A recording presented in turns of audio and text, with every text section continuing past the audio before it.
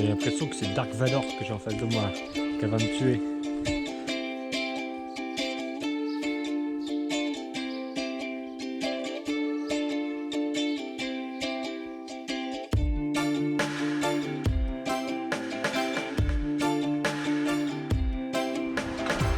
Alors là on fait du trampoline, mais c'est un peu dangereux.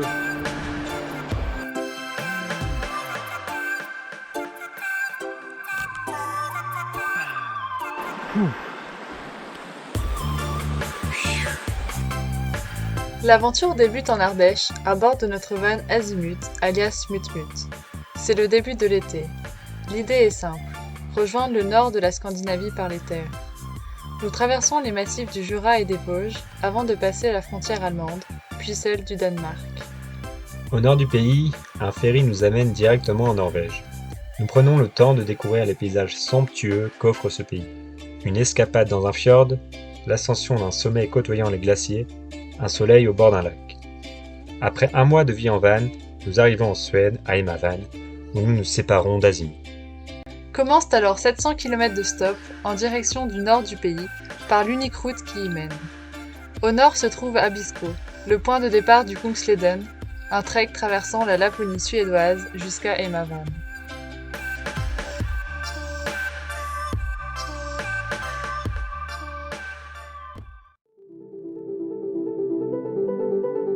Un habitant de Tärnaby, la ville d'à côté, nous prend en stop. Il nous compte sa traversée du Kungsleden en motoneige depuis Abisko.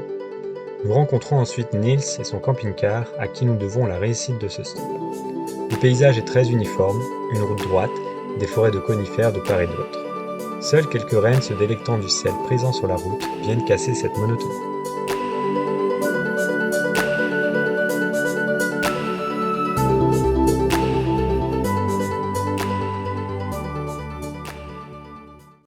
Le Kungsleden est le trek le plus célèbre de Suède.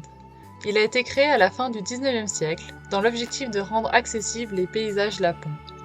Il relie Abisko à Emavan par un sentier de plus de 400 km. Nous le parcourrons en totale autonomie, avec notre tente et notre nourriture préalablement déshydratée. Et voilà, nous voilà sur le Kungsleden, le départ. Et ma van, l'arrivée.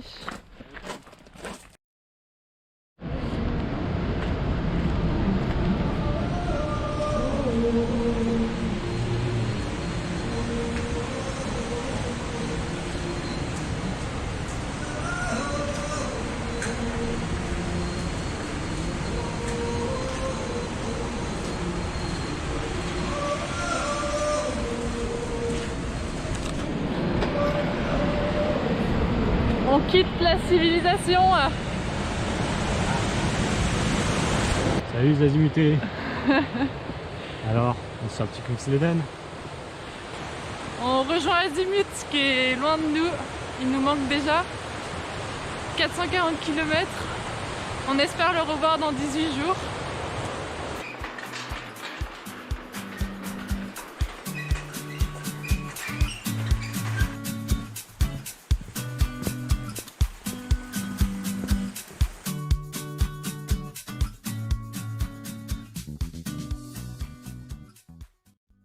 Alors ça signe là, c'est pas ce qu'on doit suivre.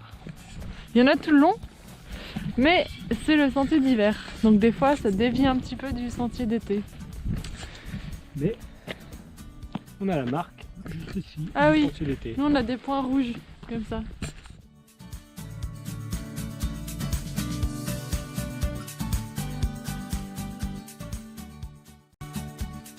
Fin de première journée. Ouais. T'en as pensé quoi? Eh bien, c'était une très bonne journée, riche en événements, il y avait des lacs, il y avait des moustiques, mais surtout il y avait de la joie et de la bonne humeur. Et du soleil. Et du soleil. Alors voici notre petite tambouille du soir. Donc on a des carottes en rondelles avec des haricots verts déshydratés et il y a aussi du tofu qui traîne Et ça, avec les pâtes. et avec les pâtes. Celles-là elles sont pas déshydratées, c'est Barilla qui les a fait. On n'est pas sponsorisé par Barilla, c'est juste des pâtes 3 minutes en fait. Du coup Pour le début de trek, c'était parfait.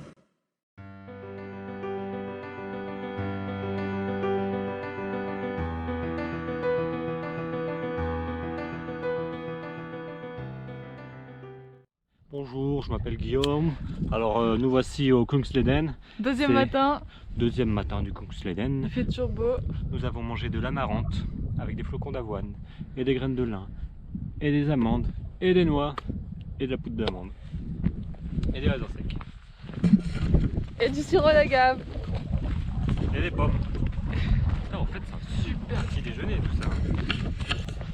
On s'est fait réveiller à 6h30 par un oiseau qui était presque rentré dans la tente. Il était rentré entre la première et la deuxième toile. Et il essayait de sortir, il était paniqué et du coup ça nous a réveillés.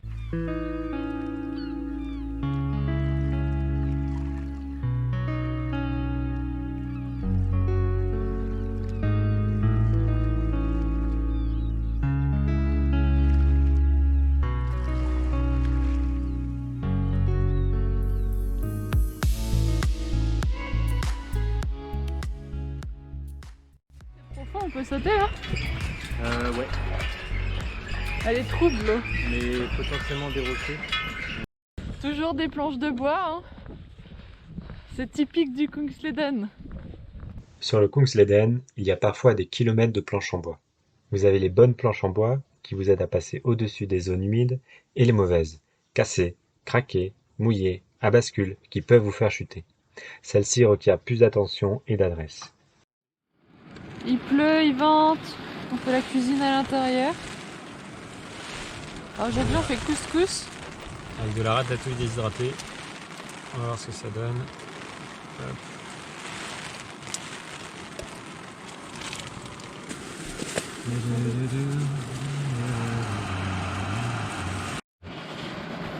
Les anticorail.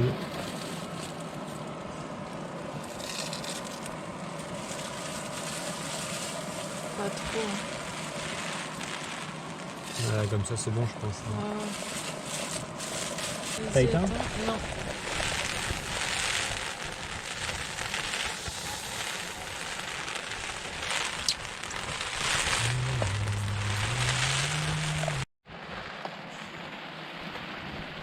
Alors voici le résultat de notre mixture.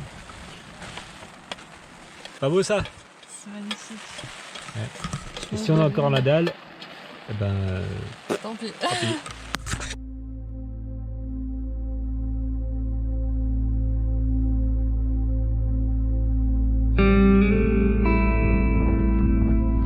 Alors sur le Kungsleden, il y a des places de méditation très régulièrement, environ tous les 15 km. On va aller voir à quoi ça ressemble. On dirait qu'il y a un adepte de méditation qui est sur place. Vous faites ça du coup tous les jours sur toutes les places de méditation? Tout à fait, je fais ça 5-10 minutes sur chaque place de méditation. Et vous envoyez un résultat bénéfique pour la marche? Oui, le fait d'être moins stressé, les muscles sont détendus, ce qui permet tout simplement de mieux apprécier la douleur, si je peux dire, de l'accepter. Wesh bro, bien ou bien? Alors là on fait du trempon ligne, mais c'est un peu dangereux.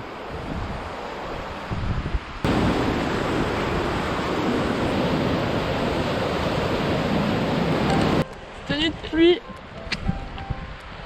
pantalon de pluie, kawaii, protection pour sac. Ça va, c'est pas trop fort quoi. Ça pourrait être pire on va dire. On a retrouvé la forêt, enfin quelques arbres. On est en fin de journée.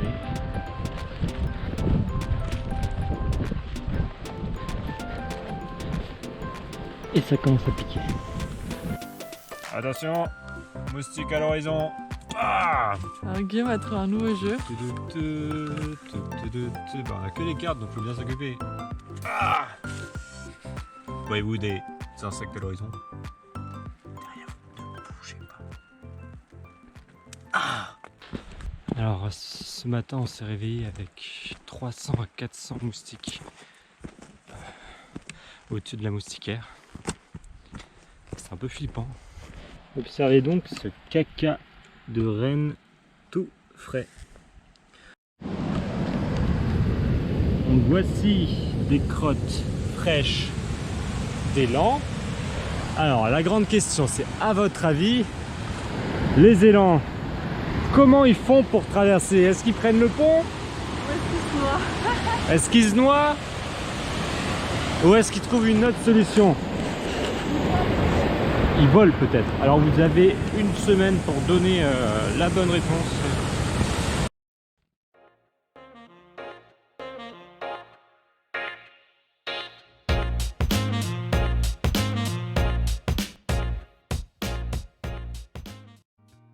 Sympa le long du Kungsleden.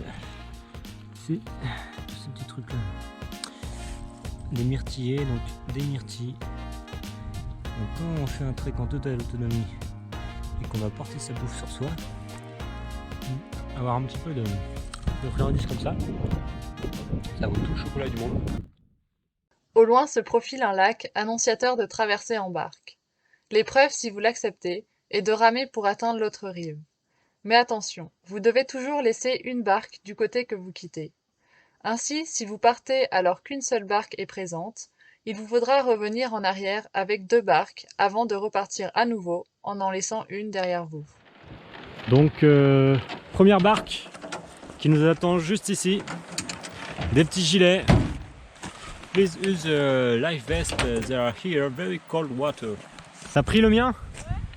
Cool.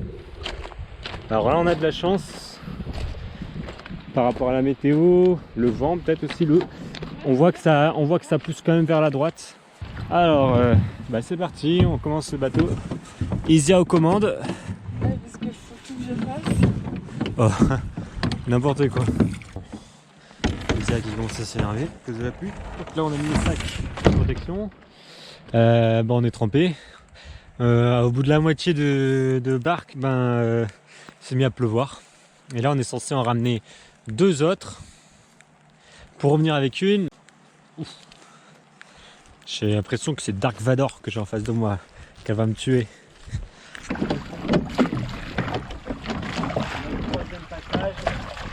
Il est trop fort, il rame trop bien. 1h20 en tout. On a fait 3 km de barque. Je peux vous dire que je suis épuisé. Et maintenant on a 12 km. 17 km à faire. 17? Oui, 17. Non, 16. Avec plus de 400 mètres de dénivelé. Ah oui.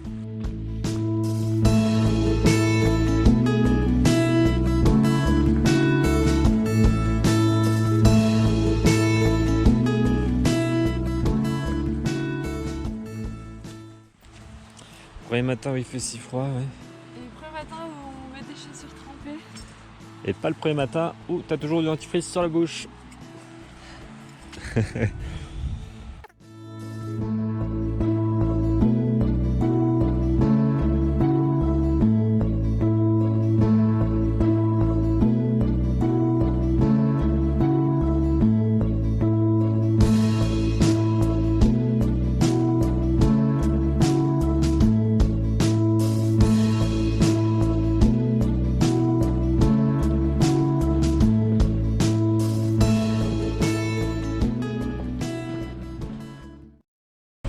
La partie sud du Kungsleden, vous devez prendre un bateau, il n'y a pas de barque disponible. 2 km. 2 km. On va là-bas.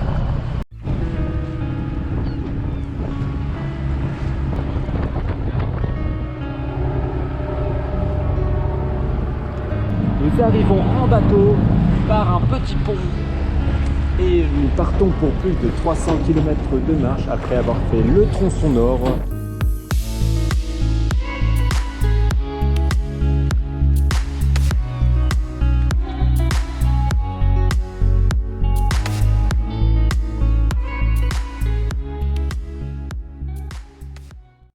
En fin de journée, le jeu consiste à trouver l'endroit idéal pour bivouaquer. Belle vue et cadre idyllique, point d'eau, à l'abri du vent, sol plat et confortable. Nous nous fondrons dans le décor et le lendemain, nous plions le camp sans laisser de traces, prêts à reprendre la route. La tente est un réel confort, nous retrouvons quotidiennement un environnement familier et sécurisé. C'est ce spot parfait.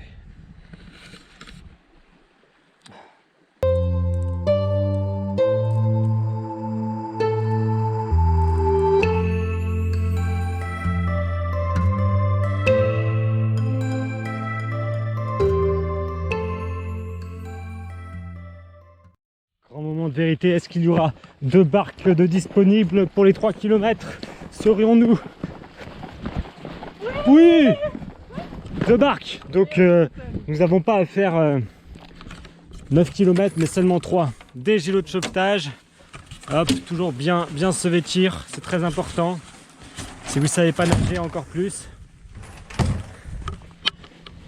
Alors, bla bla bla bla bla, surtout. Ah, 3 personnes par bateau, maximum. Maximum 3 par bateau. Combien on est 2? On est 2. On va prendre laquelle? Putain, c'est pas les mêmes bateaux. Y'a Alors. pas de dame de nage. Ah si. Alors, comment c'est foutu? En plus, sur celui-là, là, il y a des trucs comme ça. Alors que l'autre, c'est des ficelles de merde. Ah ouais. Clairement, même s'il est dégueulasse, c'est justement ce signe qu'il a été utilisé. Voilà, c'est parti. Nous y voilà sur le lac avec Guillaume aux commandes, des rames. Moi, je suis fils d'avironnier de père en fils.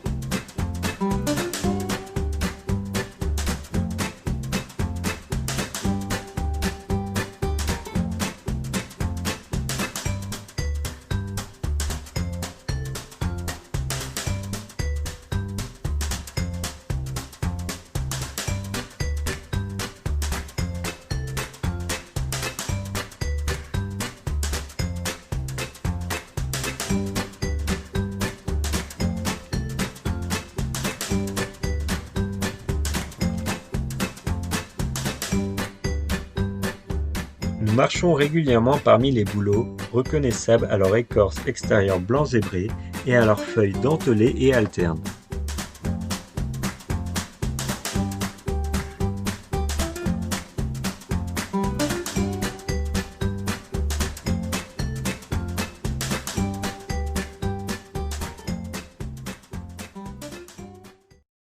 Alors, monsieur porte un panneau solaire devant lui parce que le soleil arrive par devant.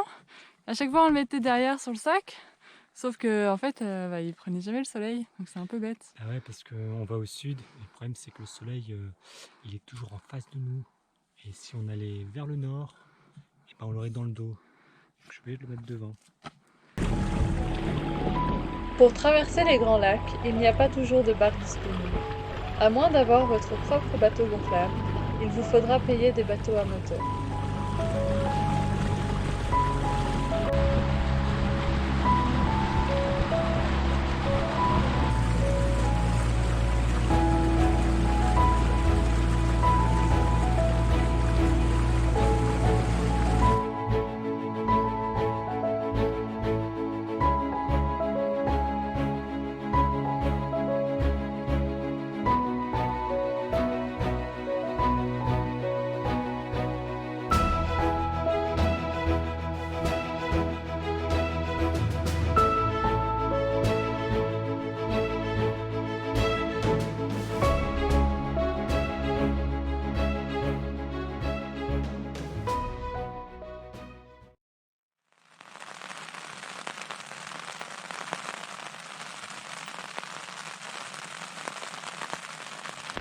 Alors là il est 4h du matin, on aimerait bien qu'il y ait du soleil. On avait fait sécher notre linge, bah heureusement qu'on l'a enlevé.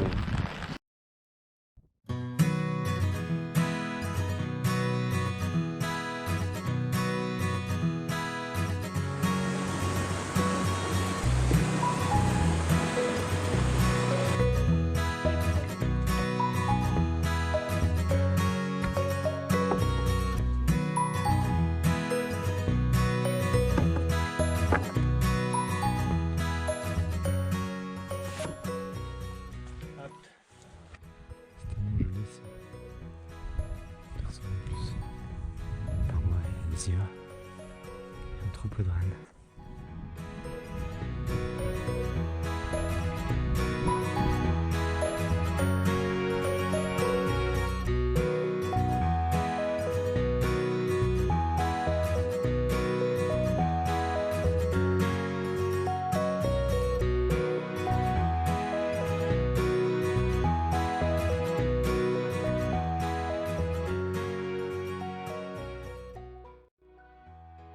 On a un renne albinos, un bébé renne.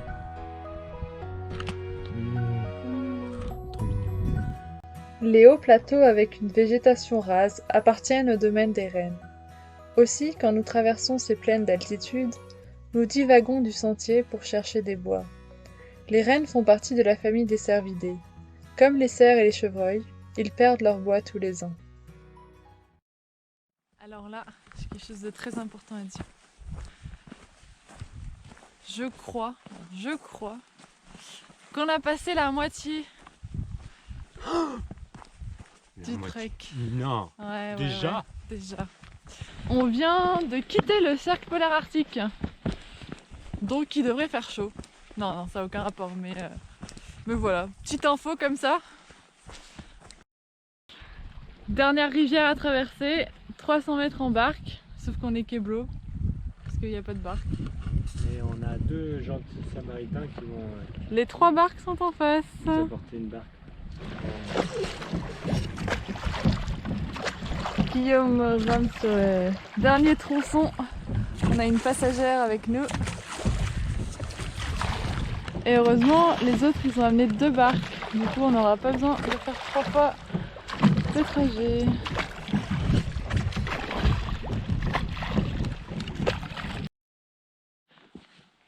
Onzième jour de marche dans le brouillard, les champs de myrtilles.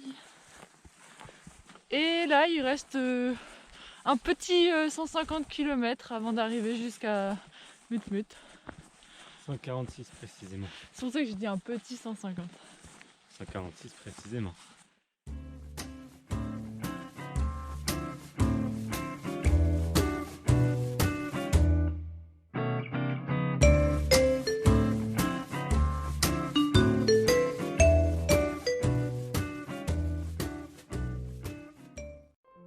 On est où? On est à Adolfstorm. Ok, et où va-t-on? On va à Baverholmen et après à Amarnas. Ok, donc à Marnas, ça doit... Ah, c'est à 60 km tranquille quoi. 12e matin et premier matin sous la pluie. On commence à 9h30 et il va pleuvoir toute la journée.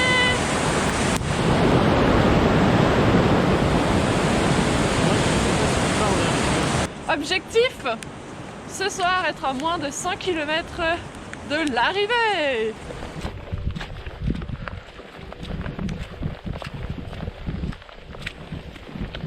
C'est pas la pluie qui nous arrête.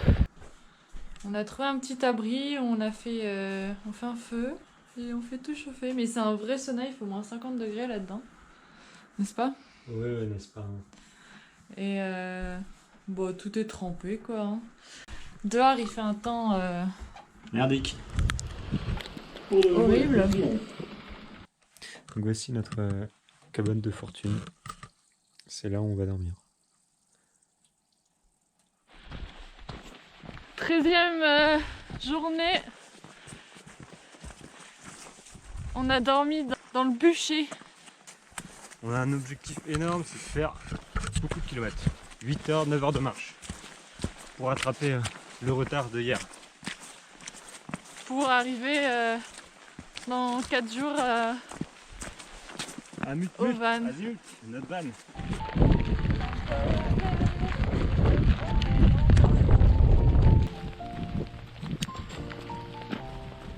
Sur le Kungsleden, il y a des passages bien galères. Un peu comme ici, avec l'eau. Mais c'est le chemin. Hein. C'est bien le chemin Petite rivière à traverser. Isère en tête.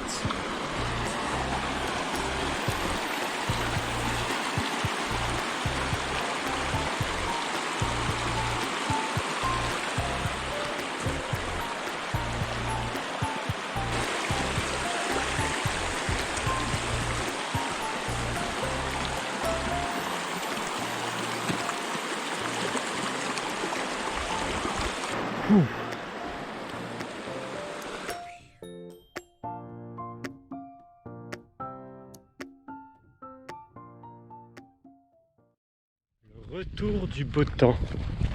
Si c'est pas beau ça. On essaie de faire sécher comme on peut.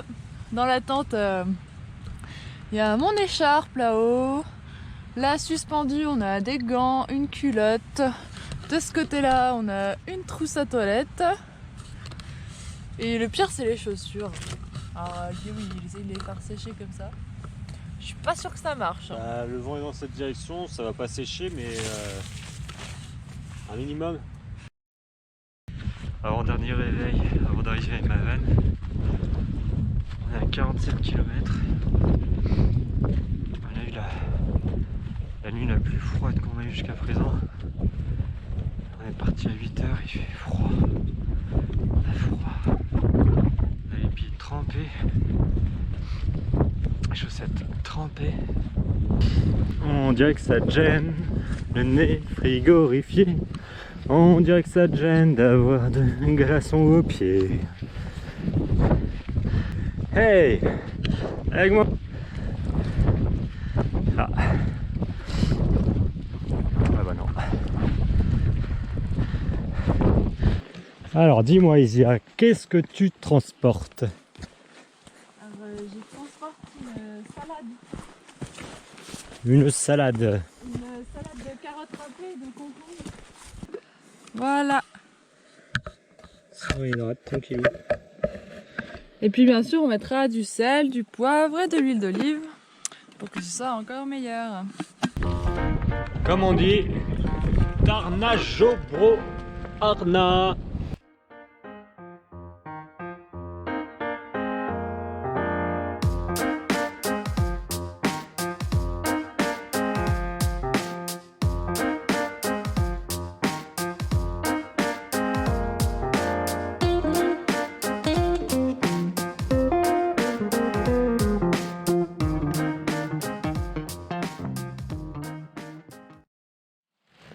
Dernier repas du soir sur le Kungsleden. Alors,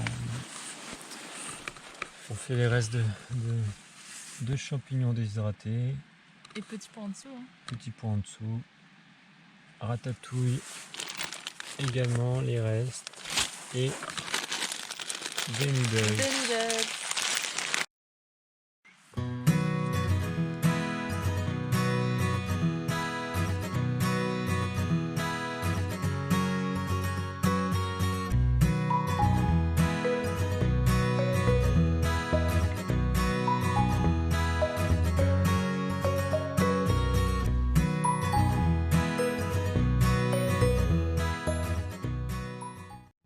Il fait 5 km. La preuve est ici. Il faut redescendre là-bas en bas. Mut, il est là. Il est ici, Azimut, notre vanne. Ça y est. C'est l'heure. On y est. Et ma vanne. Je crois que je l'ai vu. Je crois que je l'ai vu aussi. Ah, j'arrive pas à courir. Allez, on va vérifier qu'il est en bon état et qu'il est toujours là. En tout cas, il est toujours là. Je crois que c'est lui. Hein. Ouais.